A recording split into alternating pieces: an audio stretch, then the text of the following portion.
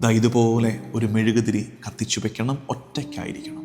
സമാധാനത്തോടെ എവിടെയെങ്കിലും ഒന്ന് മാറിയിരുന്ന് ഒരു പക്ഷേ കിടക്കുന്നതിന് മുമ്പെങ്കിലും ഒരു 5 മിനിറ്റ് കിട്ടില്ലേ, ഒരു മെഴുകുതിരി കത്തിച്ചു വെച്ച് മിഴി പൂട്ടി കരങ്ങൾ രണ്ടും നെഞ്ചോട് ചേർത്ത് വെച്ച് ധ്യാനപൂർവം ഇരിക്കണം. നമ്മളിലെ ശൂന്യതയുടെ അനുഭവത്തെ തിരിച്ചറിയണം. പരിശുദ്ധാത്മാവേ വരണമേ, താ റുഹാദ കുദിശ, കം ഹോളി സ്പിരിറ്റ്. ഇത് പ്രാർത്ഥിച്ചുകൊണ്ടേയിരിക്കുക. ആരെയൊക്കെയോ ബോധിപ്പിക്കാൻ ചിരിച്ചു കാണിക്കുന്നു.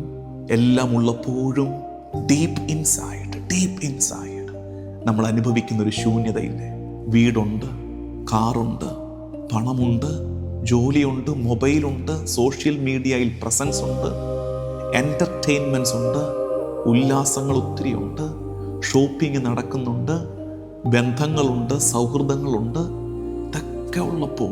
ഇതൊക്കെ ഉള്ളപ്പോഴും നമ്മൾ കടന്നു പോകുന്ന ഒരു ശൂന്യത, ഒരു തികയാത്ത അനുഭവം, എവിടെയോ ഒഴിഞ്ഞു കിടക്കുന്ന ഒരിടം. ആ ഇടം നമുക്ക് പറഞ്ഞു തരുന്നൊരു കാര്യമുണ്ട്. Soul was created not just to survive. മനുഷ്യാത്മാവ് സൃഷ്ടിക്കപ്പെട്ടിരിക്കുന്നത് നിലനിൽക്കാൻ വേണ്ടി മാത്രമല്ല, മറിച്ച് മനുഷ്യാത്മാവ് സൃഷ്ടിക്കപ്പെട്ടിരിക്കുന്നത് ദൈവത്താൽ നിറയപ്പെടാനാണ്. Human soul is created so that it will be filled with God. അപ്പോൾ ദൈവം നിറയാതെ വരുമ്പോൾ, പരിശുദ്ധാത്മാവ് നിറയാതെ വരുമ്പോൾ ആത്മാവ് പിടയ്ക്കുന്ന അനുഭവമാണ് നമ്മുടെ ശൂന്യതയെന്ന് നമ്മളിനി എന്നാണ് തിരിച്ചറിയുന്നത്. പരിശുദ്ധാത്മാവ് നമുക്ക് ലഭിക്കുന്ന ഒരു അധിക അനുഗ്രഹം, ഒരു എക്സ്ട്രാ ബ്ലെസ്സിങ് ആയിട്ട് മനസ്സിലാക്കിയാൽ പോരാ. അങ്ങനെ മനസ്സിലാക്കുന്നതാണെന്ന് തോന്നുന്നു നമുക്ക് പറ്റുന്ന തെറ്റ്. പരിശുദ്ധാത്മാവ് ആത്മാവിൻ്റെ ശ്വാസമാണ്. ശ്വാസം നിലയ്ക്കുമ്പോൾ ആത്മാവ് പിടയുന്നതാണ് നമ്മൾ ഈ പറഞ്ഞുകൊണ്ടിരുന്ന ശൂന്യത. ആത്മാവ് പിടയുകയാണ്. ആ പിടച്ചില് തിരിച്ചറിയുക എന്നതാണ് പ്രധാനപ്പെട്ടത്.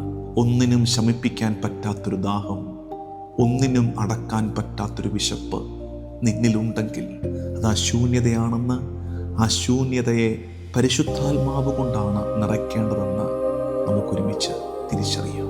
ഇത്തരമൊരു ശൂന്യതയെ ശിക്ഷയായിട്ട് മനസ്സിലാക്കരുത്. കർത്താവിലേക്കുള്ള ക്ഷണമാണ് ആ ശൂന്യത. ആ ശൂന്യതയിൽ നീ നിറയ്ക്കാൻ ശ്രമിച്ചതൊന്നും കാര്യമുള്ളതല്ലെന്നും അതെല്ലാം പാഴ്ശ്രമങ്ങളാണെന്നും തിരിച്ചറിയാൻ ആ ശൂന്യതയുടെ അനുഭവം കർത്താവ് വീണ്ടും തരും. കാരണം ആ ശൂന്യതയാണ് കർത്താവിലേക്കുള്ള നിന്റെ ദാഹത്തെ നിന്നിൽ ഉണർത്തുന്നത്.